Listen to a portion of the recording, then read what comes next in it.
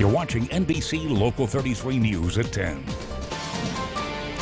Welcome back. It's a retelling of a familiar story, and it's coming to Baton Rouge, this time in the form of an opera. NBC Local 33's Sydney Simone gives us a preview of the stage play version of Emmett Till. Well, over the years, you may have seen it, read about it in a textbook, or heard the story of Emmett Till. The writer and director of this project says up until recently, Black creators have not filled this space. And this time around, he's adding 2 major scenes to this production. They've come for you. 14-year-old Emmett Till was a young black boy who was abducted, tortured, and lynched in Mississippi back in 1955 after he was accused of offending a white woman, Carolyn Bryant, by whistling at her in her family's grocery store. The original opera, when I did it in 2008, I avoided putting in the scene where Emmett was abducted from his home and killed. I just emotionally couldn't handle it. But when people observed the opera, they said something was missing.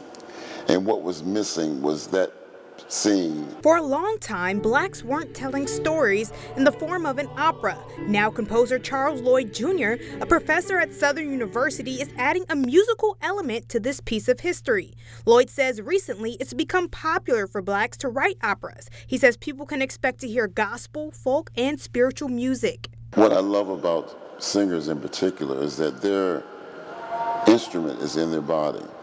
So when they take a breath and start to sing, they're immediately connected to their emotions. Richard Hobson is the director of this production. He'll also be playing Emmett's uncle in the opera. He says although some parts may be difficult to watch, it will still be enjoyable for all. Some of the music Mr. Lloyd has written is so beautiful that you find yourself almost to the verge of tears. But as an actor, you have to be able to collect yourself and present the performance to the public. This production features students and faculty from Southern University, along with professional actors from across the country. Lloyd hopes to bring new light and understanding to a tragic story that's been shared for nearly 70 years. Even though it's a tragedy, what happened to him was awful. But beyond that, he was very well loved, his family loved him, and he was supported. Hobson says to expect to learn about the things that you don't hear or read about. We have not really overcome. We're trying, but so I think we're still struggling and striving. So I think people will see how much things maybe have not changed. Lloyd hopes this project will spark new conversations that lead to change. History is important, and that we learn from history, and we shouldn't run away from it. Now, both the writer and director hope to take this project on the road in the near future, but that can only be made possible with the support of the Baton Rouge community.